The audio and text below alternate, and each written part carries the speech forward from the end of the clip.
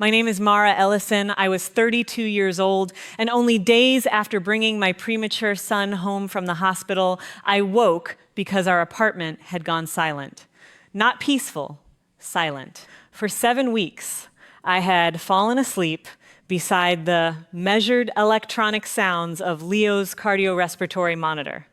A soft pulse, a faint hum. Small reminders that while my son was finally home, his body was still learning how to do things most babies did without help. That evening, I heard nothing. I opened my eyes on the couch and looked toward the bassinet. The monitor screen was black. Its power cord lay across the carpet like someone had dropped it there. At the wall, where its red-labeled plug had been connected, a white charging block now filled the outlet. A phone rested on the side table above it. My brother Kyle's phone. Why is his monitor off? My father stood near the window with his arms folded. He did not look frightened. He looked irritated that I had noticed. Kyle's battery was almost dead, Dad said. We only needed the outlet for a few minutes. I pushed myself upright so quickly that the room tilted. The monitor has to stay connected. My mother gave an exhausted sigh from beside the bassinet. Mara, stop being dramatic. Dramatic. It was the same word she had used throughout my childhood whenever I objected to something that benefited Kyle. Dramatic when he broke my belongings. Dramatic when family plans changed for him. Dramatic when I needed anything at the same time he did. But this was not a toy, a birthday, or a missed opportunity. This was my premature baby's heart and breathing monitor. I crossed the room and grabbed the power cord. As I bent toward the outlet, I glanced into the bassinet. Leo was completely still. At first, my mind refused to understand what I was seeing. His face looked gray beneath the warm living room light. Then I saw his mouth. His lips were turning blue. Leo? I dropped the cord. My hand touched his chest. I could not feel the small, rapid movement I had spent every night watching. Leo, I lifted him from the bassinet, supported his head, and rubbed firmly along his back the way the NICU nurses had taught me. Nothing. My father stepped closer. Kyle stood frozen beside the table, his charging phone still glowing near his hand. Mom told me to calm down. I reached into my pocket for my phone. That was when her voice changed. Don't call an ambulance. I looked at her. My son was blue in my arms, and the woman who claimed she had come to help me was more frightened of an ambulance arriving than she was of what might happen if it did not. I did not yet know why. I did not know that the infant camera above the bookshelf was still recording. I did not know the medical equipment company had preserved the exact time the monitor lost power. And I did not know that before the night ended, my parents would begin building a version of the story in which I was responsible for what they had done. Before I tell you how a dead phone battery exposed everything my family had trained me to ignore, subscribe to the channel, turn on the notification bell, and like this video. If you have ever been called dramatic for recognizing a danger someone else wanted minimized, then you will understand why the next decision changed more than one night of my life. To understand how my parents reached the point of telling me not to summon help for my blue infant, I have to return to the place where they promised they would protect him. 7 weeks earlier, Leo lay inside an incubator in the neonatal intensive care unit. He had arrived at 30 weeks, far too small and far too quiet. There was no triumphant cry like the ones I had heard in childbirth videos. There were clipped medical instructions, bright lights, and a team moving around him before I had fully understood that he was no longer inside me. Aaron stayed beside my bed while the neonatal team worked. He held my hand so tightly that our fingers hurt, but neither of us let go. I remember asking whether our son was breathing. No one answered immediately. That pause lived inside me long after Leo began breathing on his own. For the next 7 weeks, our lives were measured by numbers. Oxygen saturation, heart rate, respiratory rate, milliliters of milk, grams gained or lost. Aaron and I learned to read Leo's face before we looked at a screen. We learned that a premature baby could appear peaceful while his oxygen level slipped. We learned that apnea did not always arrive with movement or noise. Sometimes the first warning came from a machine because the baby himself was too small to give one. The monitor did not breathe for Leo. It did not restart his heart. It was not life support. It was the warning that told us when he might need stimulation, oxygen, rescue breathing, or emergency help. That distinction mattered. The machine could not save him by itself. But if someone deliberately silenced it, the room could remain calm while his body was in distress. Before discharge, a respiratory therapist demonstrated the home unit. She showed us the sensors, the alarm limits, the power indicator, and the reserve battery. The battery is for transport and short interruptions, she explained. At home, keep the unit connected whenever he is being monitored. She placed a red label around the plug. The instructions also went into a thick white binder that I carried everywhere. Medication schedule, feeding plan, emergency numbers, follow-up appointments, infant CPR steps. I studied it until I could visualize every page with my eyes closed. Aaron did the same. My parents volunteered to attend the caregiver session. At the time, I took that as proof that Leo's birth had changed something between us. Mom sat in the front and asked enough questions to make herself look like the most prepared grandmother in Ohio. Dad examined the cables, tested the connectors, and told the respiratory therapist that equipment was easy if people bothered to follow instructions. When they were given the caregiver acknowledgement, they both signed it. They confirmed that they understood the monitor had to remain connected.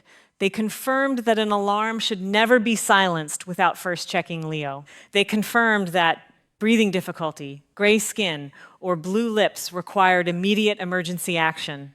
Mom closed the binder and placed her hand over mine. "You won't have to do this alone," she said. I wanted to believe her so badly that I treated the promise as evidence. That had always been my weakness with my parents. I remembered every time they failed me, but whenever they offered help again, some part of me still hoped this would be the moment they finally chose me, without conditions. I should have understood that attending the training did not change our family hierarchy. It only removed their ability to claim they had never been warned. The truth was, our family had always treated Kyle's needs like emergencies, and mine like scheduling problems. He had asthma as a child, and my parents' fear never faded after his condition became manageable. If Kyle forgot something, someone drove it to him. If he broke something that belonged to me, I was reminded that possessions could be replaced.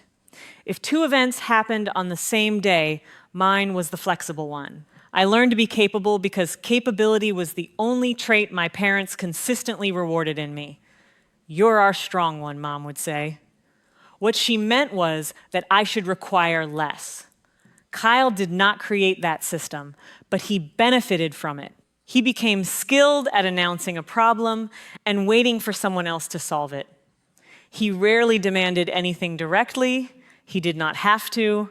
My parents listened for him. They listened for a dead phone battery more carefully than they listened for the machine monitoring my son's breathing. When Leo came home, Aaron and I transformed our living room into a temporary care station. His bassinet stood against the interior wall, away from the window and heating vent. The monitor occupied the closest outlet. The safety binder stayed on the side table beside the emergency numbers. A small infant camera faced the bassinet from the bookshelf. We did not consider the camera medical equipment. It was simply another way to watch Leo while one of us washed bottles, prepared a feeding, or stepped into the kitchen. It used a different outlet across the room. That detail would matter later. The first nights were harder than anything I had imagined in the hospital. In the NICU, nurses had been only a few steps away. At home, every decision belonged to us. Every grunt woke me. Every change in Leo's breathing made me lean over the bassinet and stare at his chest until I saw it rise. Aaron took the first watch whenever he could, but his paid leave was gone. The hospital bills, reduced income, and ordinary rent did not pause because our son had been premature. 3 days after Leo came home, Aaron sat beside me at the kitchen table with his work schedule open on his phone. "I can ask for another week," he said. "You already asked." "I can ask again." And if they say no? He looked toward the living room where Leo slept beneath the monitor leads. We figure it out. That was Aaron. He never pretended a problem did not exist. He also never acted as if solving it gave him the right to control me. Mom called that same afternoon. She said she and Dad could come over during Aaron's evening shift. They would bring dinner, wash bottles, and stay with Leo while I slept in the next room. I hesitated long enough for her to notice. Mara, we took the class. I know. We signed everything. I know that too. Then what are you worried about? The honest answer was not something I could explain without reopening 30 years of family history. I was worried that my parents respected rules only while someone they considered important was watching. Instead, I said, the monitor stays connected. If it alarms, you check Leo first. You don't just press buttons. Mom laughed softly. Yes, Nurse Mara, I'm serious, and I heard you. Your father and I raised 2 children. We can sit in a living room with a sleeping baby for an hour. When I told Aaron, he did not say yes or no. You don't have to accept help just because it was offered, he said. I know. You also don't have to prove you can do everything alone. I know that too. He studied me. Do you trust them? I wanted to give him a clean answer. Instead, I looked at Leo's monitor. I trust what they signed. Aaron did not look convinced, but he respected the decision. The evening they came over, Mom carried 2 containers of food, and Dad brought a small toolbox I had not requested. Kyle followed them inside, staring at his phone. I thought it was just Mom and Dad, I said. Kyle barely looked up. Nice to see you too. Mom placed the food on the counter. He's waiting for a recruiter to call. He won't bother anyone. Kyle had been between sales jobs for several weeks. My parents spoke about the upcoming interview as if a company had already placed his name on an office door. That phone needs to stay on, Dad said. This could be important. Aaron was preparing to leave for work. He checked Leo's monitor, adjusted the sensor wire beneath the edge of the blanket, then looked at my parents. If anything changes, wake Mara immediately. Dad raised both hands. We know. Aaron kissed Leo's forehead, then mine. He lowered his voice. Call me if you need me. Mom heard him. She won't need you. Go to work. Aaron's jaw tightened, but he did not answer her. He waited until I nodded, then left. I showed my parents the binder again. I pointed to the emergency card. I reminded them that the monitor's reserve battery was not meant for regular use. Dad glanced at the red label around the plug. You've told us. Mom stepped between me and the bassinet. You are shaking because you haven't slept. Go lie down. I'm not shaking, you are. I looked at my hands, they were steady.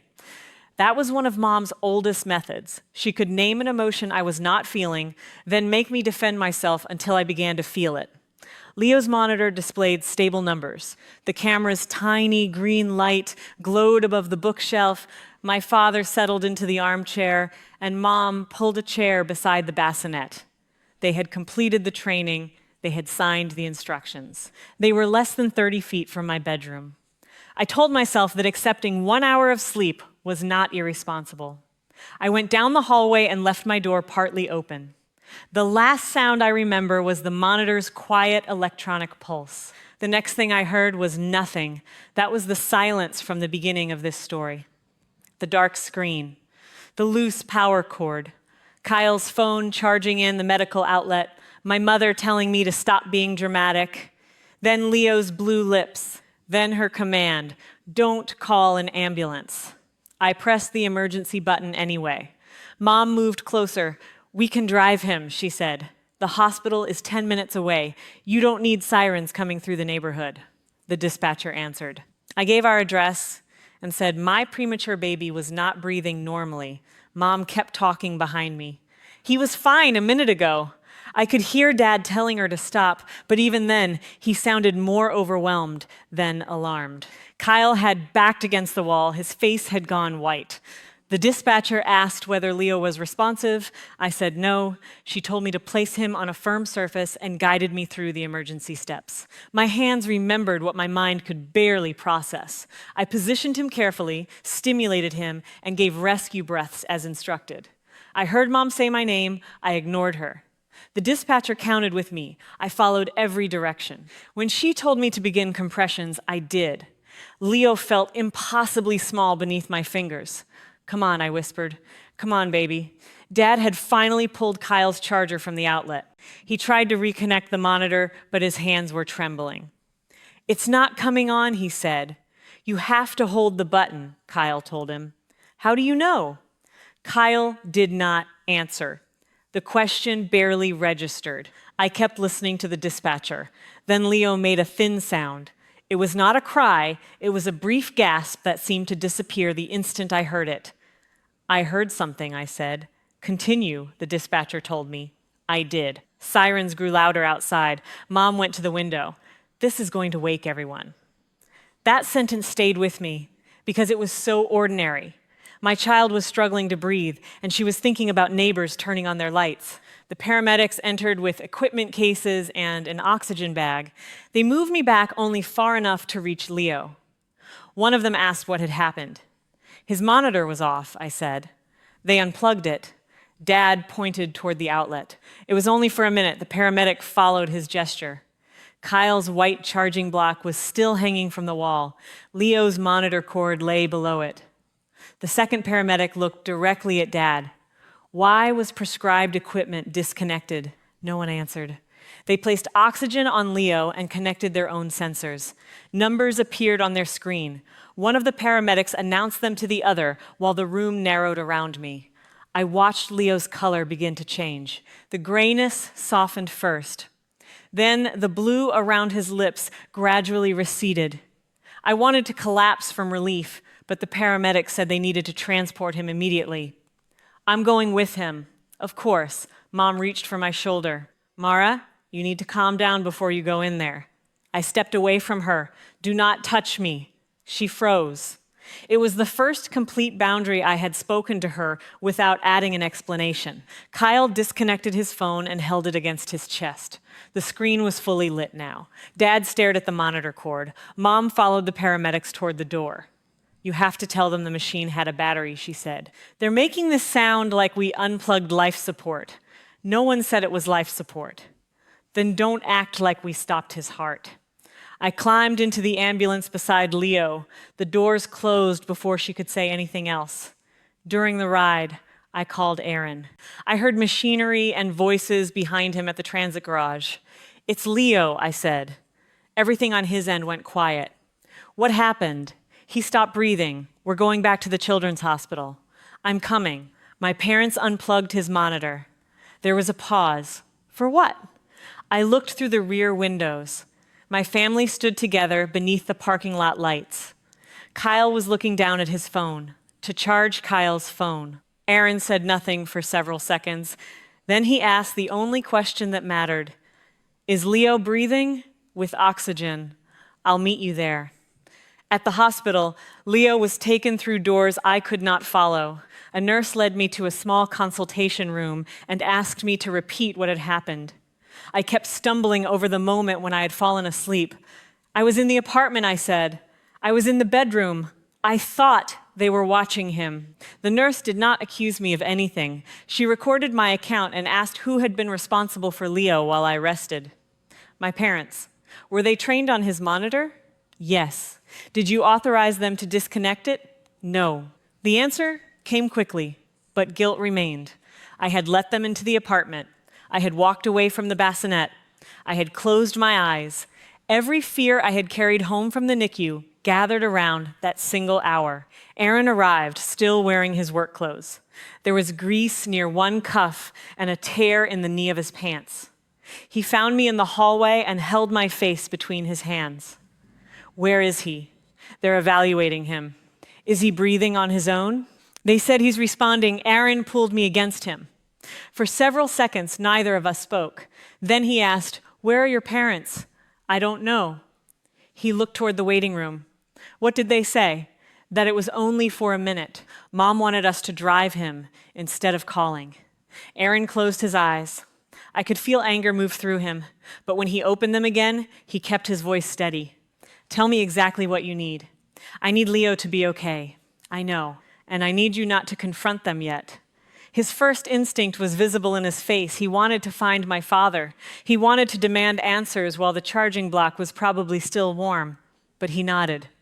Okay, that did not mean he forgave them. It meant he trusted me to decide how the confrontation would happen. A physician updated us after what felt like hours. Leo had experienced an episode involving apnea, a slowed heart rate, and dangerously low oxygen. He was stable, but they wanted to monitor him closely and evaluate whether the event had caused any injury. Did the monitor being unplugged cause it? I asked. No, she said. The monitor does not prevent an episode. Its purpose is to alert the caregiver when one happens. So if it had been on, it should have sounded when his readings crossed the programmed limits. I can't tell you precisely how much sooner someone would have noticed. I can tell you that disabling it removed the warning it was prescribed to provide. That distinction was painful, but it mattered. My parents had not caused Leo's body to stop regulating itself. They had taken away the alarm that should have told them he needed help. Dr. Priya Nanduri, who oversaw Leo's neonatal follow-up care, came to speak with us later. She reviewed the account, asked about the home equipment, and repeated that they could not calculate an exact number of lost seconds. Then she asked who had turned off the device. My father unplugged it, I said. At least, that's what he told me. At least, the screen was completely dark. The monitor is supposed to switch to reserve power. Dr. Nanduri made a note. Then the equipment provider will need to examine its event log. A woman named Elena Ruiz introduced herself as the hospital social worker. She spoke gently, but she did not soften the reason she was there. Because Leo is medically vulnerable and his prescribed monitor was disabled during a serious event, the hospital is required to make a child safety report. My stomach tightened. Against me? It isn't a verdict against anyone. It begins an assessment of what occurred and what Leo needs to remain safe. I was asleep. You were resting in your home while two adults who completed caregiver training agreed to supervise him. That fact will be considered with everything else. What if they say I told them they could unplug it? Elena paused. Did you? No.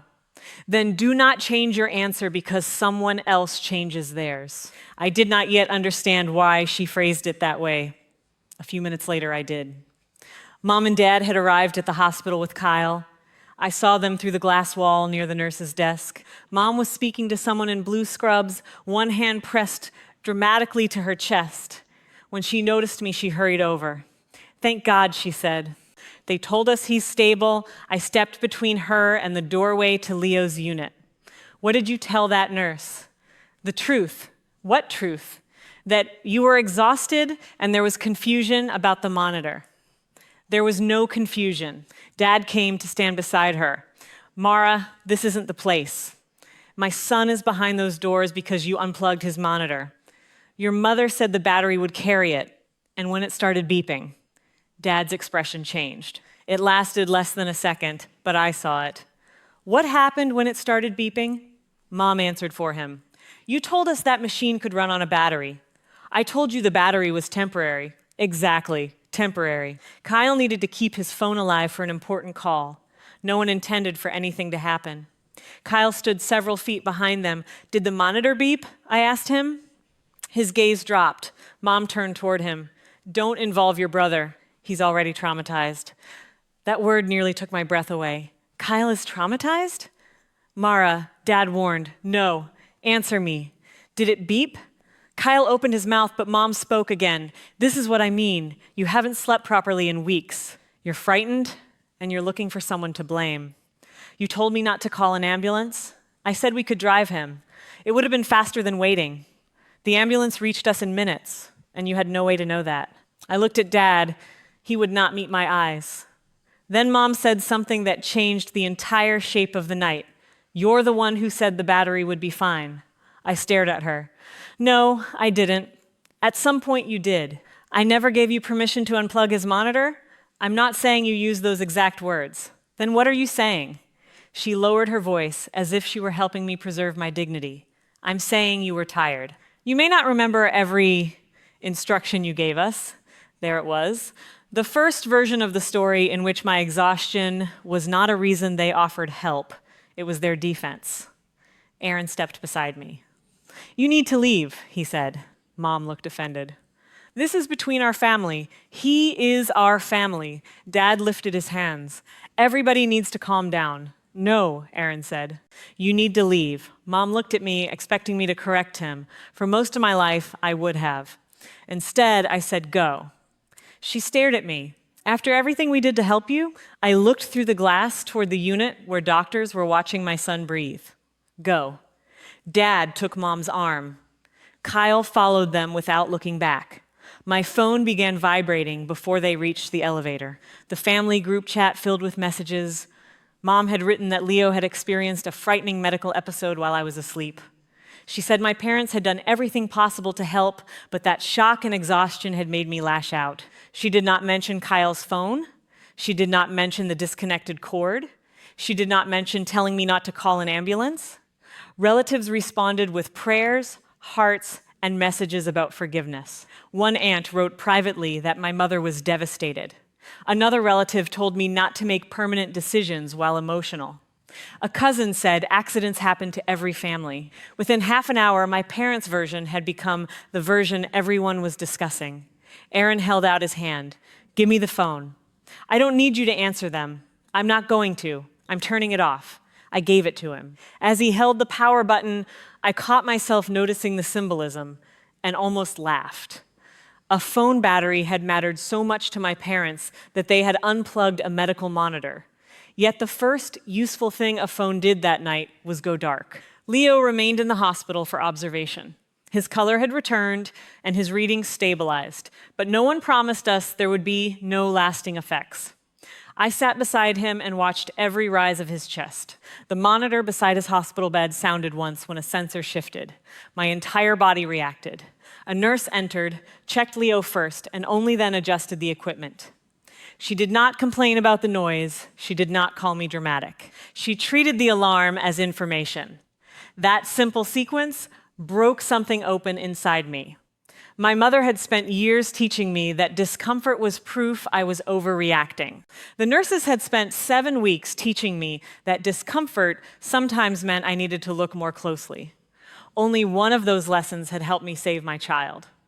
The next morning, Elena returned with a county investigator named Samuel Reed. He explained that he needed separate accounts from every adult who had been present. "I want to be clear," he said.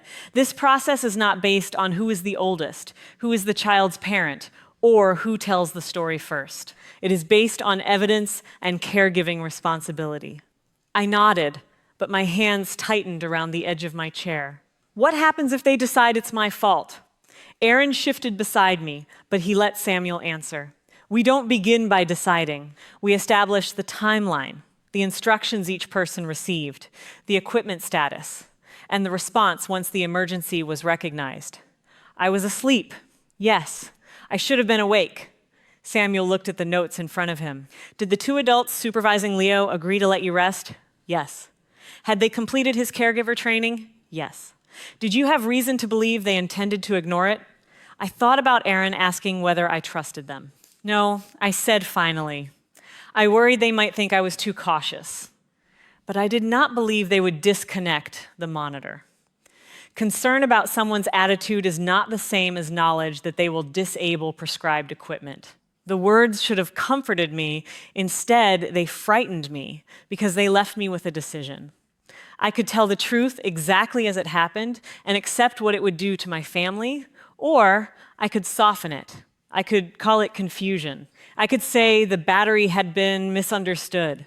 I could say Mom panicked when she told me not to call an ambulance. I could preserve a narrow path back to the relationship I had spent my life trying to earn. A message from Mom arrived after Aaron turned my phone on again. "Tell them it was a misunderstanding. We all love Leo. Don't destroy this family over one mistake." A second message followed. "You were asleep, Mara. Think carefully before you accuse the people who were helping you." I read it twice. Then a third message appeared. "If they start asking whether you're capable of handling him alone, don't say I didn't warn you." My fear sharpened. This was no longer only about avoiding blame. She was threatening to use my exhaustion against me. Aaron read the messages over my shoulder. His voice remained quiet. "I won't tell you what to say to the investigator." I looked at him. But don't sign your name to a lie, because the truth makes them uncomfortable. If this turns into a custody investigation, then we show them how we care for our son. What if that isn't enough? He crouched beside my chair. You called for help. You followed the dispatcher. You got in the ambulance. You are sitting beside him now. Nothing they say changes what you did. I looked at Leo. Mom's version depended on making me afraid of my own actions. For the first time, I wondered what evidence existed beyond memory. The monitor had an event log. Dr. Nanduri had already requested it. The paramedics had seen the outlet. The emergency call had been recorded. Then I remembered the small green light above the bookshelf. "The camera," I said. Aaron followed my gaze, even though we were nowhere near home. "What?" The infant camera was on. He pulled out his phone and opened the application. The live feed showed an empty bassinet and the scattered remains of the emergency. Open supplies, a blanket on the floor, the monitor cord still trailing toward the wall. "Does it save recordings?" I asked. "For 24 hours unless we download them?"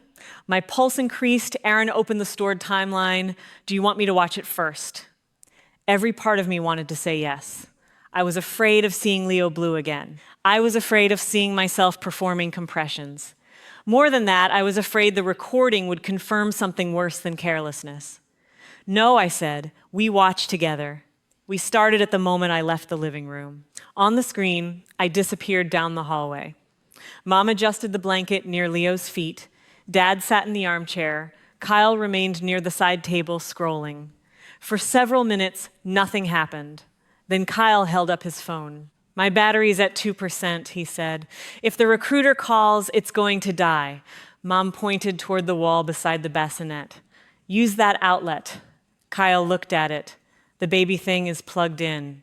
It has a battery." Dad leaned forward and examined the cord. His fingers stopped at the red label. "Medical equipment," he read. "Do not disconnect." Mom gave a dismissive wave. "It'll be 5 minutes." "Don't you have a charger in the kitchen?" Kyle asked. "It won't reach the chair," Dad said. Kyle could have stood in the kitchen.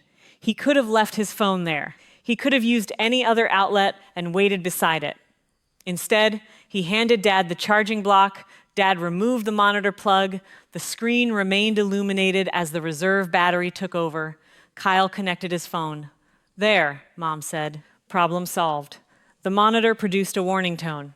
Dad looked at it. "What's that?" "The battery," Kyle said. Mom glanced toward the hallway. "Turn it down before it wakes her." Dad pressed one of the controls. The warning stopped briefly, then returned. He looked at the screen again. "This battery's almost empty." Mom did not tell him to restore the cord. She told him to make the noise stop. Dad held the power button. The screen went black. No one checked Leo. No one opened the binder. No one woke me. Kyle stared at the black monitor. For 1 second, I thought he might object. Then his phone lit up with the charging symbol, and he sat down. Time continued in the corner of the video. Mom folded laundry. Dad watched television without sound. Kyle refreshed his email. The room looked calm because the one device assigned to warn them had been silenced.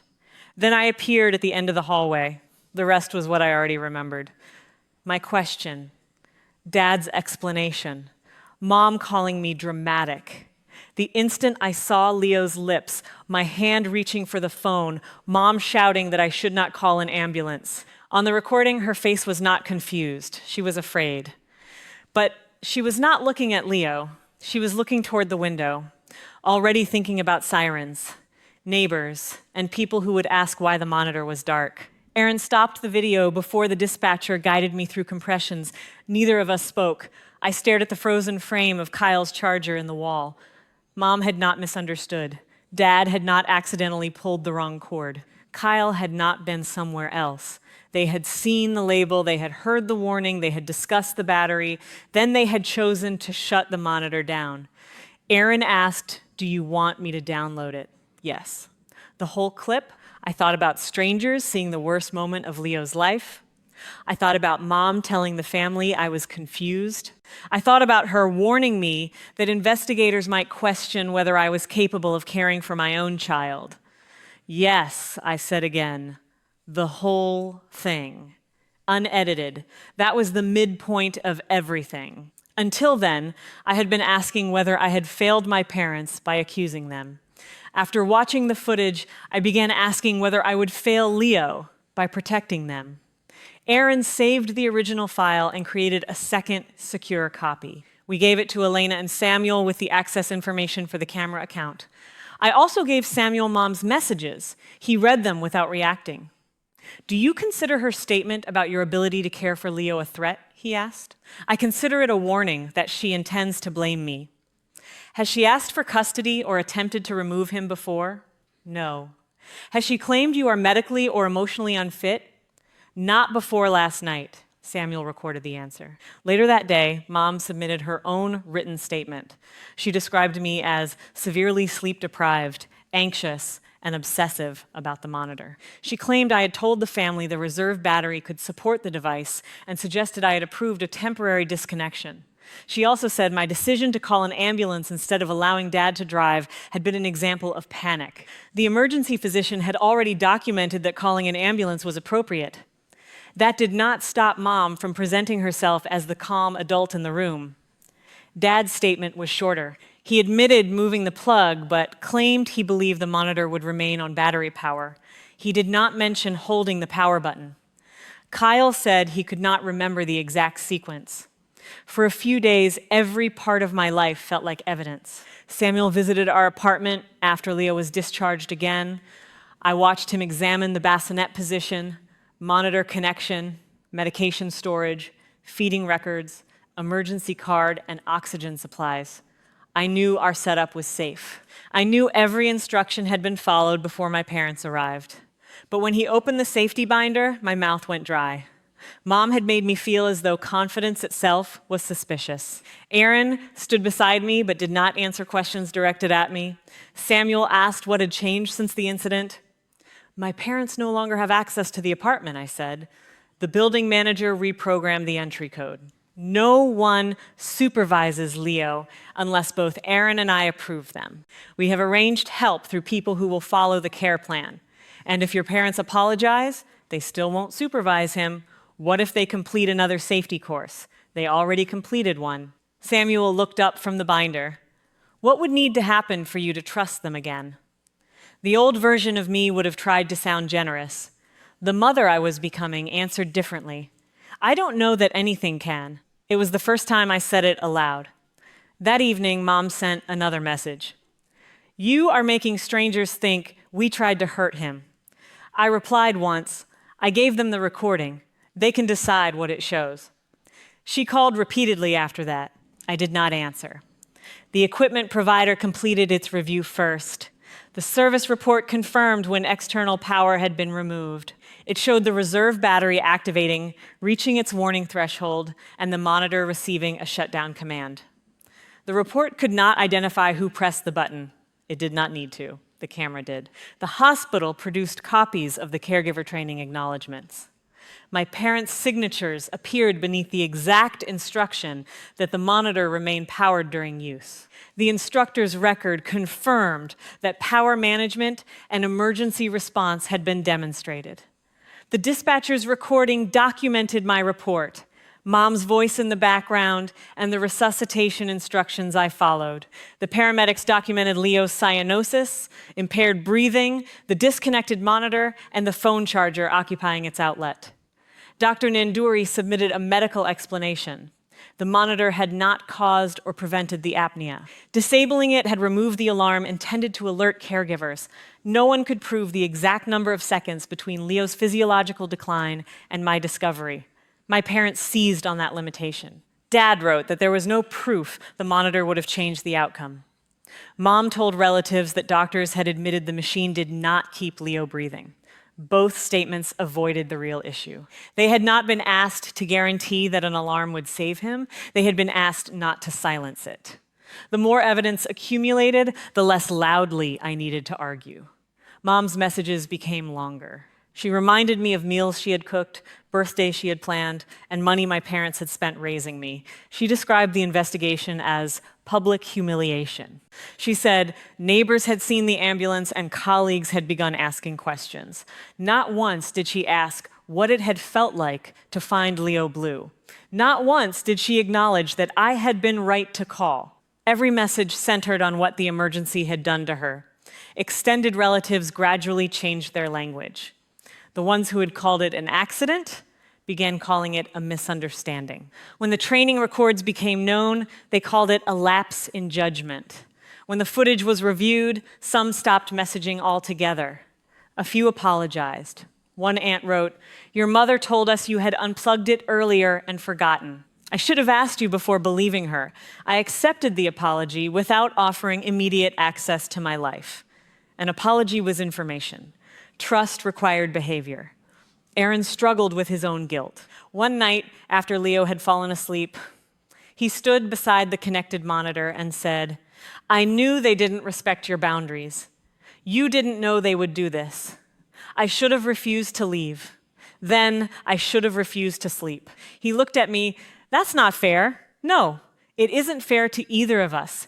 We could have spent years deciding which one of us should have predicted the impossible. Instead, we returned responsibility to the people who had made the decision. Aaron had not unplugged the monitor. I had not unplugged the monitor. Needing sleep had not unplugged it. Needing income had not unplugged it. My parents had. Kyle remained silent longer than I expected. He lived with Mom and Dad. They paid most of his expenses, helped him search for work, and repeated that the incident had been exaggerated. Telling the truth would cost him the protected position he had occupied for most of his life. Samuel did not depend on his statement. The video already established what had happened. But Kyle still owned part of the truth.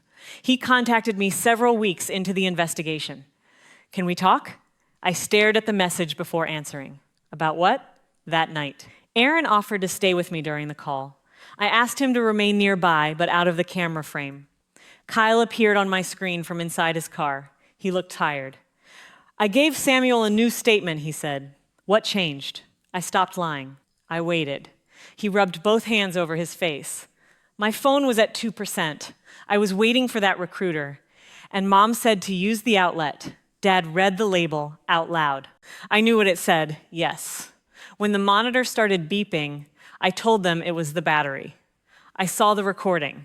He nodded. I figured, then why are you calling? Because the recording doesn't show what happened afterward. I said nothing. Kyle looked over his shoulder toward the empty parking lot. Mom told us we had to say the battery died by itself. Dad said nobody would believe they shut off a baby monitor for a phone. Then Mom said, if anyone got blamed, it should be you because you were the one who went to sleep. The words hurt, even though I had already understood them. Did you put that in your statement? Yes. Did you tell Samuel I never authorized it? Yes. Did you tell him the call you were waiting for wasn't happening at a fixed time? Kyle swallowed. Yes. His recruiter could have called at any point that evening. There had been no scheduled interview beginning in those minutes. His phone was not preserving a once-in-a-lifetime appointment. It was preserving his convenience. I should have stopped them, he said. Yes. His eyes lifted toward the camera. I could see that he had expected reassurance. I didn't think anything would happen. That was the problem. None of you thought you had to take the risk seriously because it belonged to me. I know. No, Kyle, you know now. That isn't the same thing. He nodded slowly. I got the job. For 1 second, I almost congratulated him automatically. That was my old reflex. He offered a piece of good news, and I stepped away from my pain to celebrate him. This time, I waited. I'm moving out, he continued. Mom says I'm betraying them. You told the truth. She says the video was already enough, so I didn't have to add anything. That is how she thinks.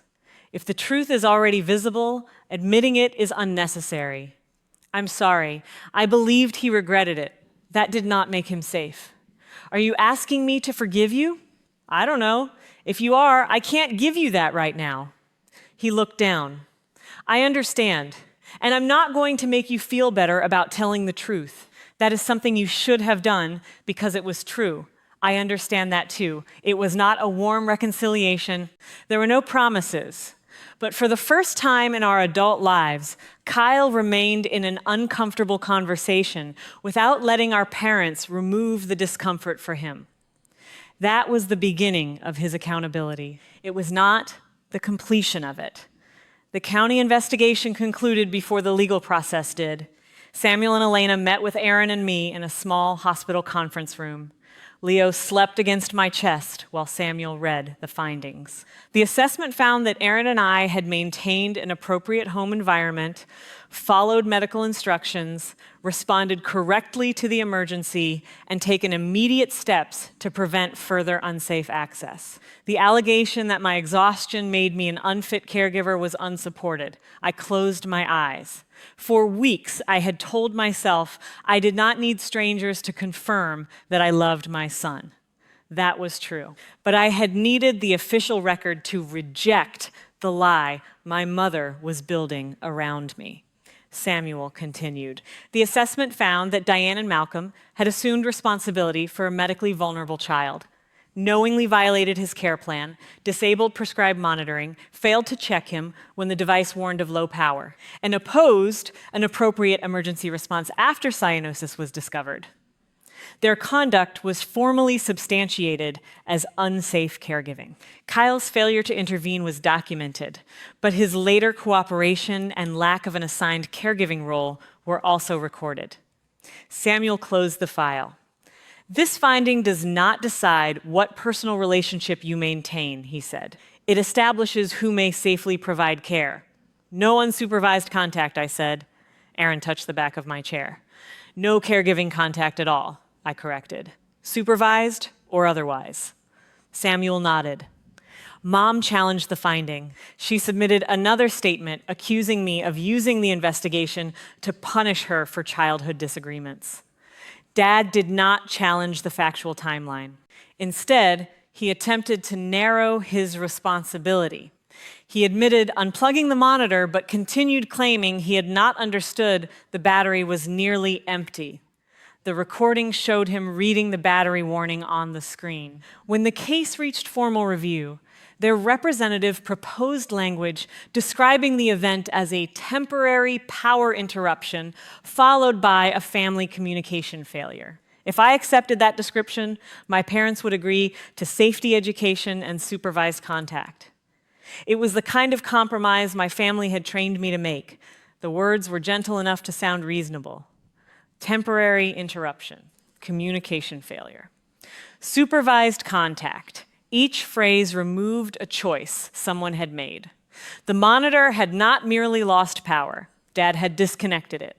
The warning had not gone unheard. He had silenced it.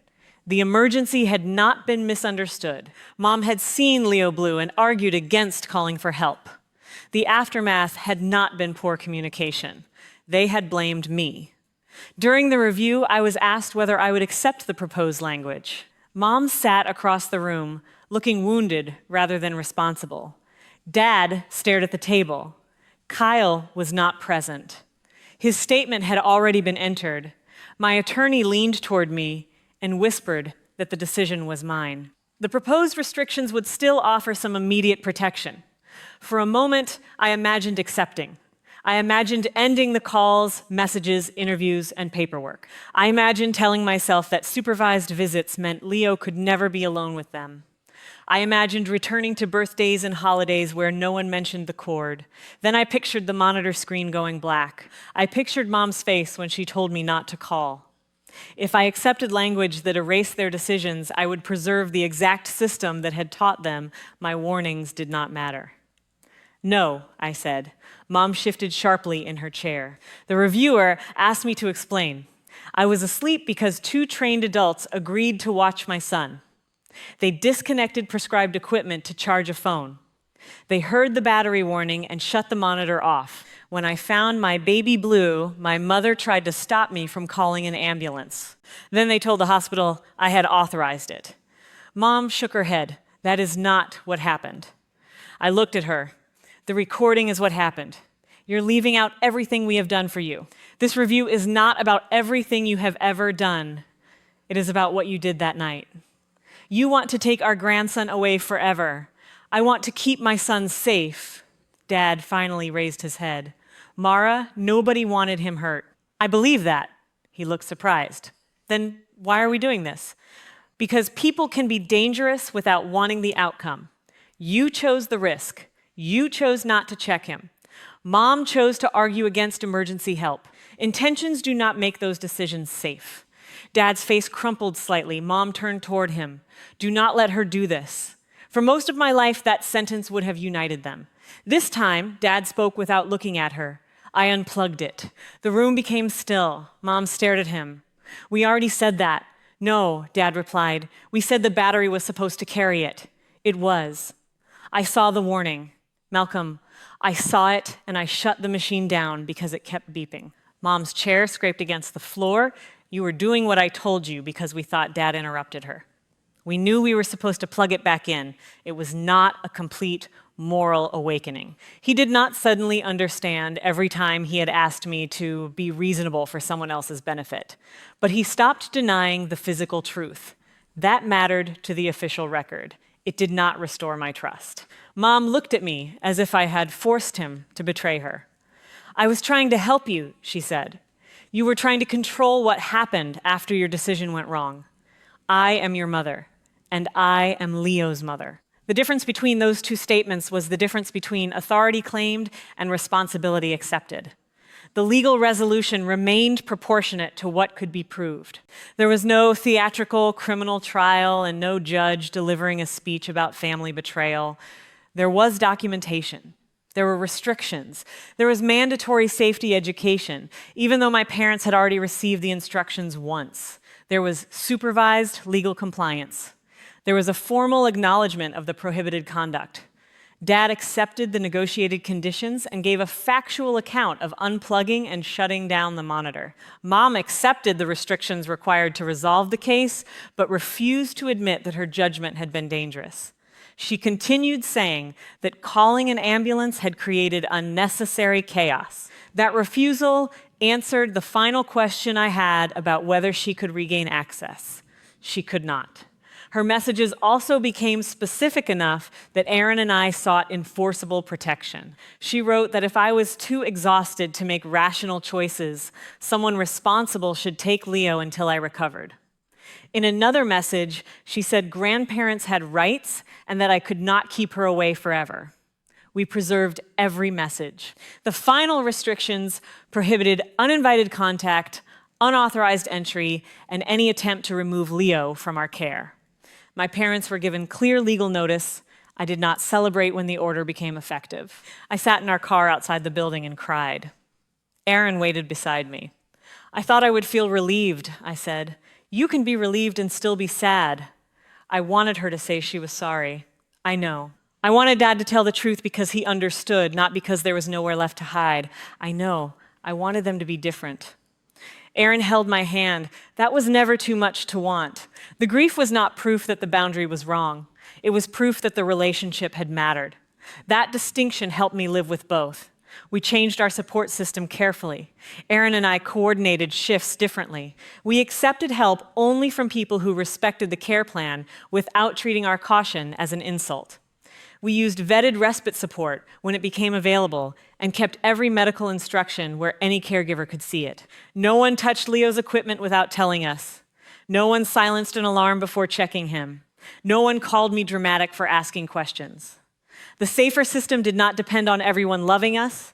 It depended on everyone following the same rules. Some extended relatives apologized. A few admitted that Mom had given them false information. Others said nothing and waited for me to restore normal family gatherings. I did not. People who apologized sincerely were allowed limited contact on terms Aaron and I established. People who continued describing the incident as a misunderstanding remained outside our lives.